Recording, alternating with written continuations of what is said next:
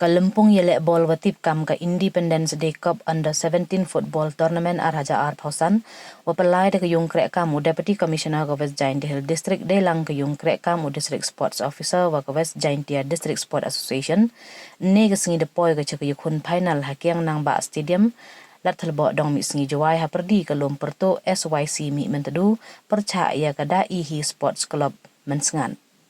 Ya gani ke kun final da wan sakhi da ki pai ba wa bon he wa wailat mi ki shilla MLA ke jawai wa man le chairman ga muda da wan nu kamu kongsan chiru bi lang ukro bok pasa assistant director sports and youth affairs ka sarkar jilla wa man le district sports officer ka West Giant Hill district ki wa yak khmat ka West Giant District Sport Association wa kan thub ya ukumen lata founder member u Patrick Lamare vice president u EMH pasa working president WGDSA ulamat o lalu general secretary wa kiwi wa cha sengaw bah.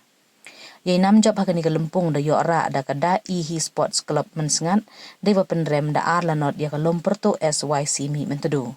Naite na jerong wasam khusnam chaliang wa job wa kiwarem da sam la ya ke khusnam man of the match wa da yo da bantai perto inam best goalkeeper da yo da oni paya perto katwa yai nam top scorer da yo da ribat bang ki wa waro lengut to ak wiyale ke yong kada ihi sport club Mynsngat. Katwa ye nam player of the tournament da yo da serin da karna ka lomperto SYC mi mentedu.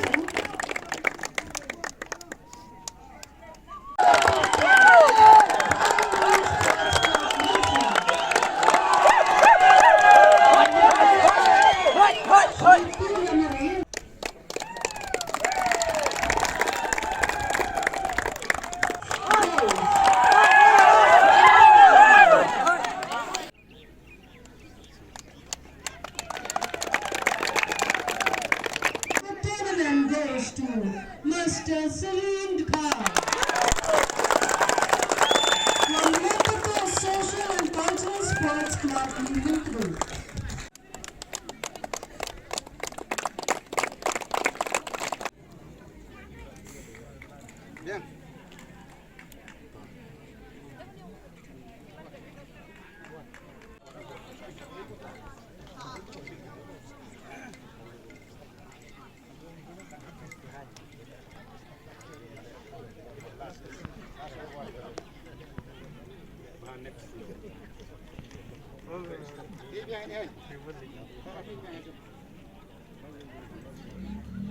Hey!